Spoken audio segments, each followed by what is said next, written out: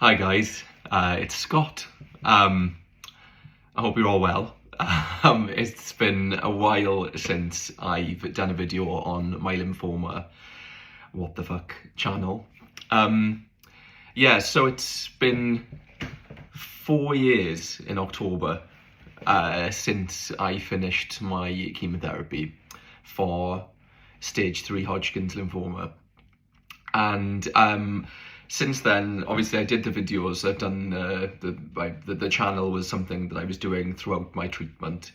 And, it became something I was really focusing on and really helped. But since then, every week almost, I get messages from people that have been watching the videos or are watching the videos and are going through the treatment themselves for the same thing or similar or a similar thing, a similar cancer, or Hodgkin's lymphoma, exactly the same as me. So I just wanted to reach out. Basically, a lot of you have messaged me on my Instagram, which I changed the name of. I know one of my videos said that my Instagram was something, but I'll put it in the description what it currently is, my personal one.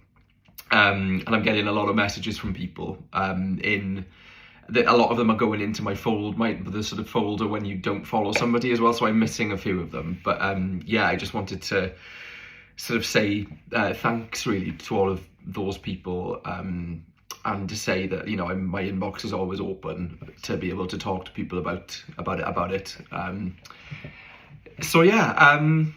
I suppose I just wanted to catch up. I mean, it's been a while, and a lot of people have been asking me to update on what's going on and how I am. And I did actually have one comment on one of the videos asking if I'd died, but which was a possibility.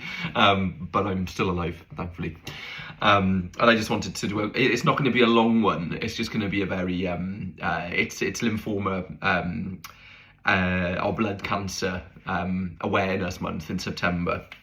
And so I just wanted to do the video to coincide with that, just to show and to prove that I'm alive and kicking. And a lot's been going on in my life. Lots has been going on in with everything that I'm doing. So we're the best part of 4 years now since my chemotherapy. And I think in my last videos I was talking about the mental health side of things, and to be honest, that is still a thing that I'm having to work on. I think that when you're going through when you go through the cancer process, but what I did is I went so full on and so into the routine of it, and I wanted to experience the process. I wanted to make sure that I was recording it all. I was sort of driving myself through it, which really worked for me, because I don't think that I had the worst experience in the world. I still say that it's the waiting for your diagnosis and all of the testing that's worse, because it's debilitating.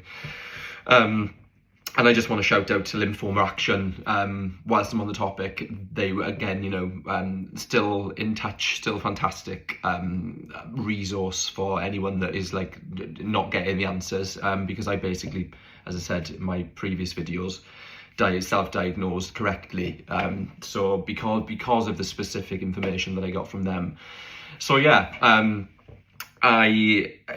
been the best part of 4 years. I am finding that as time goes on, that the mental health element of it is something that is quite clear that it was affecting me, especially for the last sort of 2 years.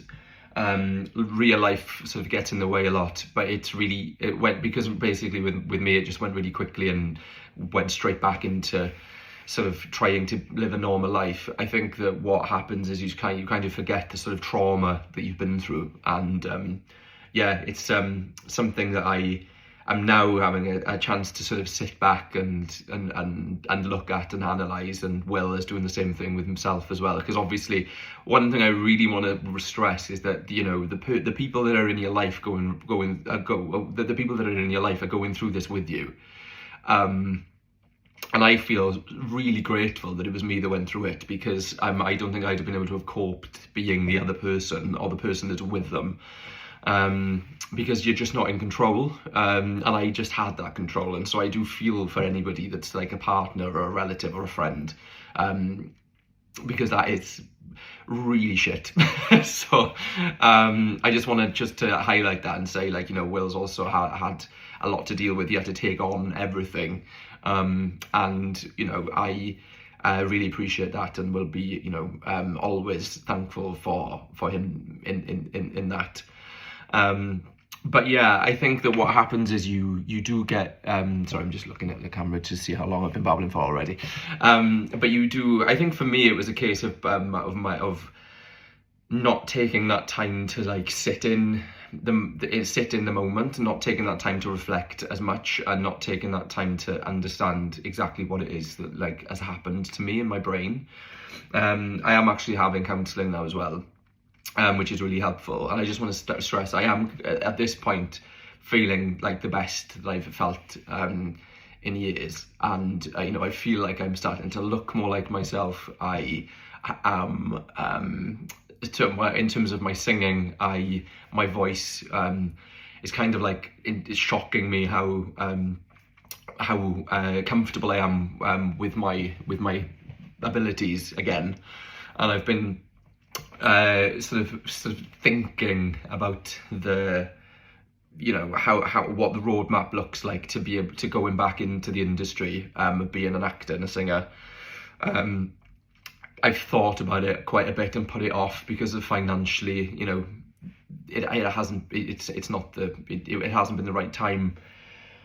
And so, you know, I'm in a position where I think that it could be, and it's exciting me, and sort of that kind of feeling of being rejuvenated about what I do and what my career is, and sort of trying to get back into that scene is exciting. And to be honest, I've only had a couple of conversations about it with my counsellor, and that's the thing. I've suddenly realised that it's my I haven't like finished the cancer process yet, because I'm not yet back to total reality and what I want to do and like what it is that I'm going to be doing. I've put it all off, focused on other things, and now that I'm having the time to think about it, it's like I genuinely think that, you know, I'm probably not going to be myself until I get right back into the mix of that. But it's taken some time, you know. And I think that for me, like the way that I look has always been, unfortunately, has always been a bit of a thing that I'm aware of. I am confident, but I do think that the cancer process has made me slightly less confident, or at least more cautious. And I'm not used to that. So you know, it's about getting used to those new feelings of not being 100% confident all the time, and the levels of anxiety that I've felt, which I'm currently not feeling as much. But you know, anxiety has been a big thing for me over the last few years. And yeah, I just want to say that as much as, you know, the treatment for me was not the thing. It's about the sort of getting back into real life, realizing how your mind has changed. And I'm actually really positive about how like I've made some realizations after having some time to be able to speak through them, and suddenly like things are starting to click into place about, actually, yeah, this is what I do, this is what I want to do. And like it's taken this amount of time to be able to get that feeling back, which sounds really sort of awful, but yeah, that's where I am sort of mentally, and I'm feeling, as I said, I'm feeling really good about everything that's happening, and what could happen now. In terms of my situation since treatment, I'll be honest, it's been really rocky. I have unfortunately not had the best aftercare from the Welsh NHS. I had an appointment with my consultant, who was then it wasn't my consultant, but he was the sort of higher up doctor that works under them, not a junior doctor, but who I had initially.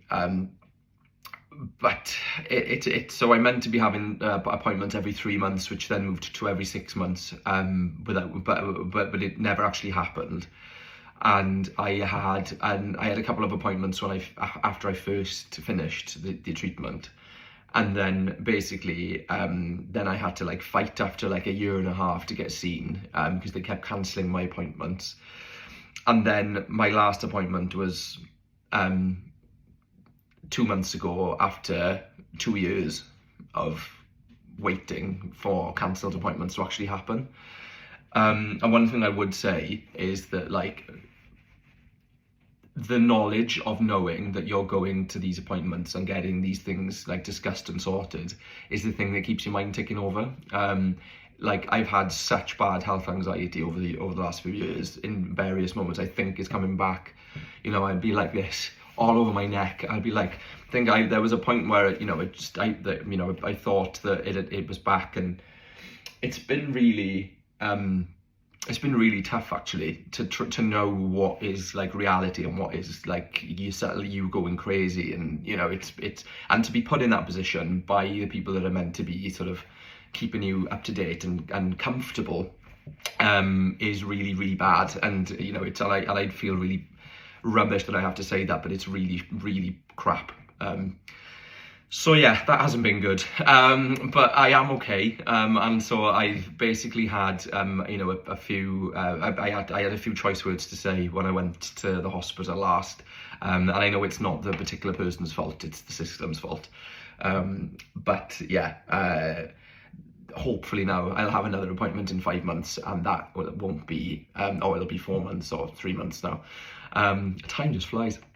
But yeah, I'm hoping that, you know, that's not going to happen again, and if it does, I'm ready to be able to push for those things. And I would just say, please just make sure you're having these appointments. It makes such a big difference, even if you don't think it is. Like, and a year down the line and you're going crazy and you're like, why? And then you realise you haven't been given that like confirmation that you're still okay. So yeah, that's my biggest advice to that. But yeah, I'm not going to go on for too much longer. Please sort of message me on my Instagram if you really want to. I'm going to be starting a couple of new pages for my acting and stuff, and recording monologues, and I've already got a TikTok and an Instagram for my music, as for singing covers at the moment. But yeah, and that's like a mix of pop and musical theatre as well. So yeah, and that's it, I think. I just want to say thanks again to everybody that like still comments and looks at the videos. I understand that like I've helped people, and I kind of sometimes have a bit of imposter syndrome of having all of these people message me saying how much I've helped you, or how much I've helped them. But I can understand that, like, the whole reason why I started it was because there was, when I was looking, nobody my age that was going through the same thing, that was able to tell me exactly what was happening. And I had a bit, you know, a few ups and downs during my one as well, which I suppose gives variety for you all, even though it was on my back. But yeah, I'm good, and I am still in Wales, and I am still obsessed with vintage clothing. If you look at Campervan Vintage on Instagram, you'll see. But yeah, I hope you're all well, and speak to you soon. Maybe I'll do an update at like more regular intervals, just in case anything comes up in my brain. But yeah, see you soon. Cheers.